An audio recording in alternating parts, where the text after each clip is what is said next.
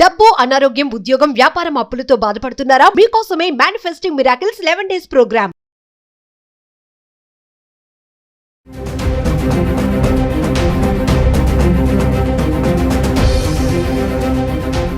నమస్తే, welcome back to Suman TV. ప్రస్తుతం మనతో పాటు ఉన్నారు consumers affairs committee chairman Mandadi Krishna Reddy గారు. నమస్తే సార్. నమస్తే అమ్మా. సార్, డొనాల్డ్ ట్రంప్ విషయానికి వస్తే అంటే ఇప్పటి వరకు ఒక ఎత్తు, ఇప్పుడు ఏంటంటే అమెరికాలో సెటిల్ అవ్వడానికి పెళ్లిని ఒక వేగా చూసుకునే వాళ్ళందరికీ కూడా ట్రంప్ చెక్ పెట్టేశాడు అనుకోవాలి. ఇల్లీగల్ ఇమిగ్రెంట్సే కానీ, పార్ట్ టైం జాబ్స్ చేయొద్దు అన్నాడు, బర్త్ రేట్ సిటిజన్షిప్ కానీ చాలా తీసుకొచ్చాడు ఎగ్జిక్యూటివ్ ఆర్డర్స్. ఇప్పుడు మళ్ళీ స్టూడెంట్స్ కూడా అటాక్ చేశారు.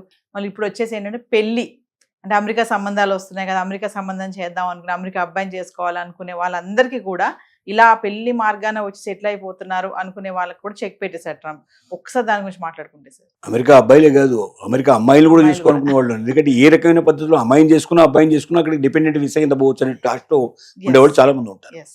గతంలో ఏంటంటే ట్రంప్ లేకముందు, ట్రంప్ రాకముందు, లేదా ట్రంప్ మొదటిసారి వచ్చినప్పుడు కూడా ఇంత స్ట్రిక్ట్ ఎప్పుడు చేయలేదు. రెండోసారి వచ్చినప్పటి నుంచి చాలా డ్రాస్టిక్గా వెళ్ళిపోతున్నాడు, విపరీతంగా చేస్తున్నాడు. పిచ్చి ముదిరిందేమో అనిపించేట్లు పరిస్థితుల్లో కూడా జరుగుతూ ఉన్నాయి.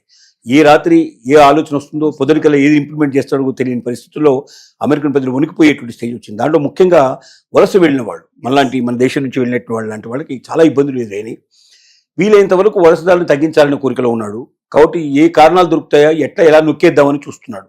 దానికి కానీ ఈ మధ్య కాలంలో ఏం చేశారంటే, జనరల్గా అమెరికాలో ఉండే అబ్బాయిని కానీ అమ్మాయిని కానీ మ్యారేజ్ చేసుకున్నప్పుడు డిపెండెంట్ వీసా అంటున్నాము.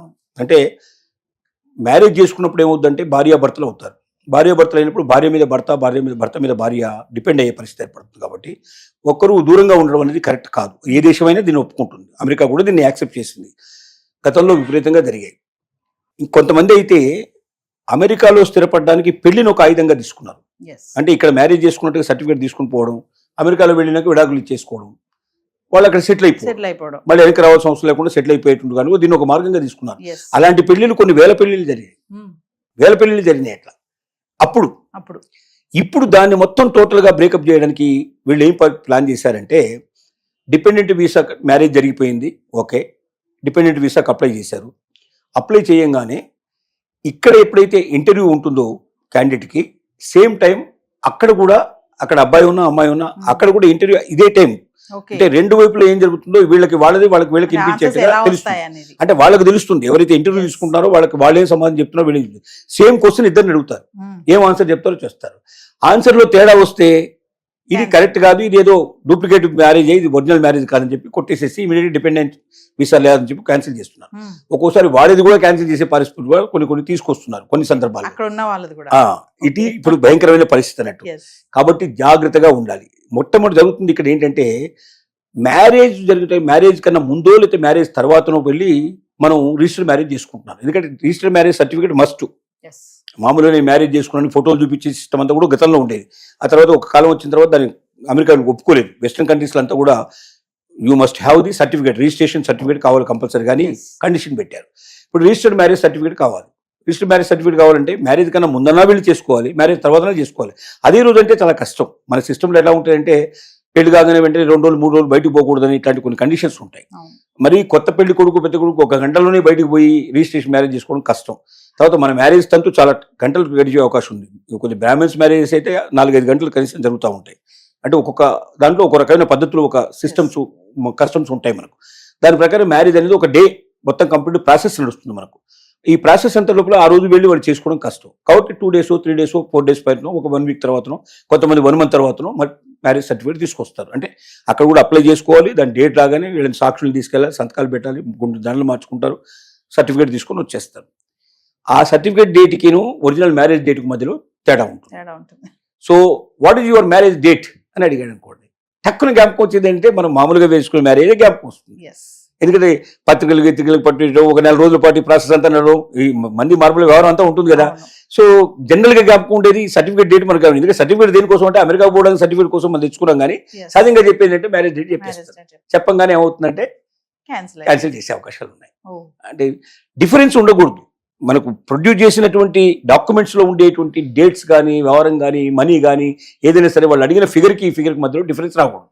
అలాగే హస్బెండ్ ఒకటి వైఫ్ ఒకటి చెప్పినా కూడా క్యాన్సిల్ చేసే అవకాశాలు ఉన్నాయి. అంటే ఒక ప్రమాదంలో పడే పరిస్థితి గతంలో ఉన్నంత సులభంగా ఇప్పుడు లేదు. దీనికి కూడా మనం చాలా ముందు ప్రాక్టీస్ చేయాలి. Yes. అంటే ఇద్దరు ప్రాక్టీస్ చేసుకోవాలి. ఏం అడుగుతారు, మనం డాక్యుమెంట్స్ ఏం పెడుతున్నాం, ఆ డాక్యుమెంట్లో ఫిగర్స్ ఏంటని 1కి 100 సార్లు అనుకోవాలి. మ్యారేజ్ డేట్ ఇది కాదు, రిజిస్ట్రేషన్ సర్టిఫికేట్ డేటే మ్యారేజ్ డేటు, కాబట్టి సర్టిఫికేట్ డేటే జ్ఞాపకం పెట్టుకోవాలి. ఆ రోజున ఎట్లా జరిగింది మ్యారేజ్ అనగానే వాళ్ళు ఇద్దరు వచ్చారు, సాక్షులకు వచ్చారు, మేము ఇక్కడ రిజిస్ట్రేషన్ చేస్తాం, సర్టిఫికేట్ చెప్పాలి.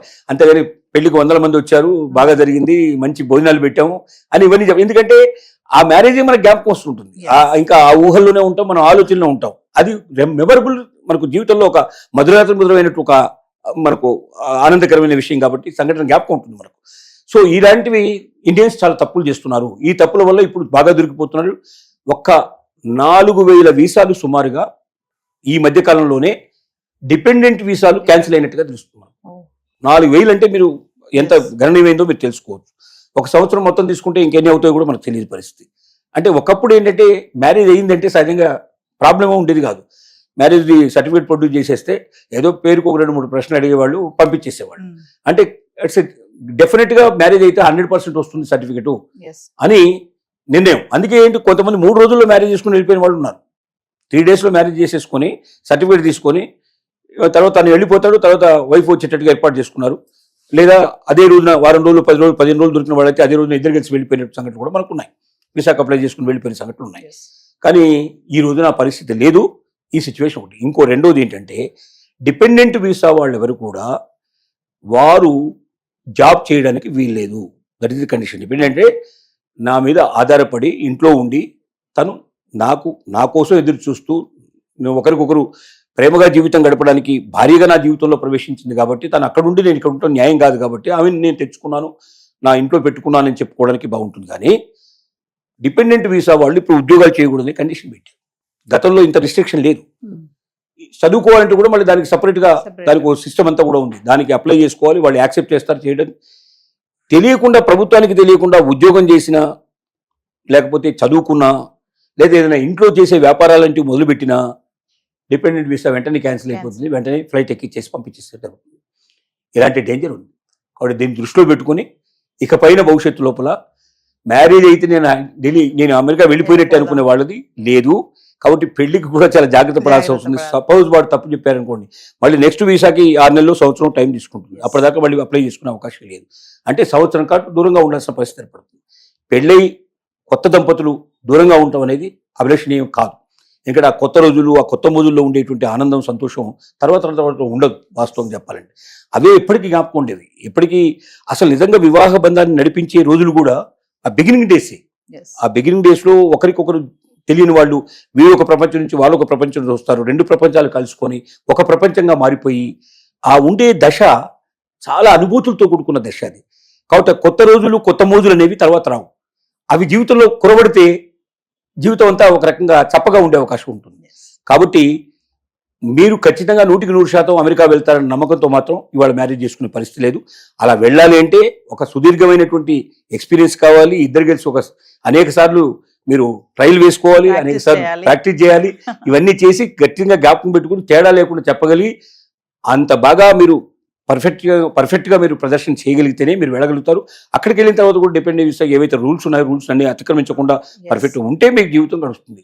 కానీ నేను పోవాలి, చదువుకోవాలి, నేను పోవాలి, ఉద్యోగం చేయాలని కోరికతో ఇంత ముందు గతంలో ఎప్పుడైతే డిపెండెన్స్ ఇస్తున్నారో ఇప్పుడు వాళ్ళందరూ కూడా అలాంటి మ్యారేజ్ చేసుకోకుండా ఇక్కడ ఉండటమే చాలా బెటర్. ఇక్కడ వాళ్ళని చేసుకోవడానికి ప్రయత్నం చేయడమే బెటర్. అంటే సార్ ఇప్పుడు ఇంత కఠినమైన నిర్ణయాలు తీసుకోవడానికి వలసదారులని ఆపడమేనా, అందుకోసమే అంటారా ఎక్కువ మంది అమెరికాకి రాకూడదు? ముందు ఏం చేయాలనుకుంటున్నాడంటే దీన్ని కరెక్షన్ అంటారు. కరెక్షన్ అంటే ఇంత ముందు విచ్చలవిడిగా ఇతరులని అమెరికాలో ప్రవేశపెట్టారు. వలసవాదులు విపరీతంగా వచ్చారు. వలసవాదుల ప్రభావం అక్కడ ఉన్నటువంటి లోకల్ వాళ్ళ మీద కూడా పడింది. అసలు వీళ్ళు లేకపోతే అమెరికన్స్ బతకలేని పరిస్థితి వాళ్ళు ఏర్పడిన సిచ్యువేషన్. ప్రతి ఉద్యోగంలో, ప్రతి వ్యాపారంలో ఎక్కడ చూసినా సరే బయట నుంచి వచ్చినట్టు వాళ్ళే ఎక్కువగా ఉన్నారు. ఇప్పుడు అక్కడ లోకల్గా ఉన్న అమెరికన్స్ వాళ్ళు మేమే సెకండ్ సిటిజన్ అని ఫీలింగ్ అయ్యేటువంటి ఫీలింగ్స్ వచ్చాయి. మేమే ద్వితీయ పౌరులమేమో, మేమే అసలు ఈ బయట నుంచి వచ్చిన వాళ్ళే నిజం ఒరిజినల్ వాళ్ళేమో అనే పరిస్థితికి వచ్చింది. అక్కడ మన వాళ్ళైతే, తెలుగు వాళ్ళైతే అసోసియేషన్స్ ఒక్కొక్క ఊరికి 10 అసోసియేషన్స్ పెట్టేశారు. ఆట అని, తానా అని, ఈయనని, అదని రకరకాల పేర్లతో పెట్టేశారు. ఎందుకంటే మన వాళ్ళు ఒకరు వెళ్తే ఒక ఇంట్లో మూడు అసోసియేషన్స్ వచ్చే పరిస్థితి ఏర్పడింది. సో వీళ్ళంతా దేవాలయాలు కట్టేయడం, ఇక్కడ నుంచి వెళ్ళిన వాళ్ళు. అంటే ఏమైంది, వేరే దేశాల సంస్కృతి అమెరికాలో ఎక్కువగా ప్రజ్వలించే పరిస్థితి ఏర్పడింది. ఎక్కువగా వాళ్ళు అక్కడి పెళ్లిలు, ఆచారాలు, వ్యవహారాలు అన్ని అక్కడ ప్రదర్శించడం మొదలుపెట్టారు. చేస్తున్నారు బాగా. సో అమెరికన్స్ అస్తిత్వం కోల్పోయే పరిస్థితి ఏర్పడింది. Yes. Americans America this is our country అని చెప్పుకునే పరిస్థితి తగ్గిపోయింది. కాబట్టి ఏమైందంటే తమ అస్తిత్వాన్ని కాపాడాలంటే ముందు బయట వాళ్ళందరినీ వీలైనంత వరకు తగ్గించేయాలి, బాగా స్ట్రిక్ట్ రూల్స్ పెట్టాలి. సరైన పర్సన్స్ అంటే మా మీద ఆధారపడి అమెరికాకు వచ్చి అమెరికా మీద బతకాలని కొరకు కాకుండా అమెరికాను బతికించాలి, అమెరికాకు పేరు తీసుకురావాలి, అమెరికాకు సంపద తీసుకురావాలి, అమెరికాను ప్రజ్వలింపజేయాలి, అమెరికాను నెంబర్ 1 కంట్రీగా ఉండేటట్టు చేయాలనే భావన కలిగిన వ్యక్తులు కావాలి అనేది ట్రంప్ యొక్క ఆలోచన. అందుకోసం చెత్తా చెదారిని మొత్తం క్లీన్ చేసి పారేసే ప్రయత్నం చేస్తున్నాడు. మన వాళ్ళంతా ఏంటంటే అక్కడ పోయి ఏదో ఉద్యోగం చేసుకుని బతకాలి, ఏదో రకంగా ఎక్కడికన్నా అక్కడ మెరుగ్గా ఉంటుంది, అక్కడ పెట్రోల్ బంకులో పనిచేసినా అమెరికా పోయి వచ్చాడంటే వాడికి పెద్ద ఒక అమ్మాయిని కనీసం 10 లక్షలు 10 కోట్లు 5 కోట్లు ఇచ్చి చేస్తారన్నట్టు కోరికతోటి వెళ్తున్న వాడే తప్ప నిజమైన సత్తా ఉండేవాళ్ళు వెళ్ళేవాళ్ళు తక్కువ మంది పర్సెంట్. ఆ సత్తా ఉండే వాళ్ళని ఉంచుతాను, మిగతా వాళ్ళని పంపుతాను అంటున్నాడు ఇప్పుడు ట్రంప్ చేసే పని అది. Thank you.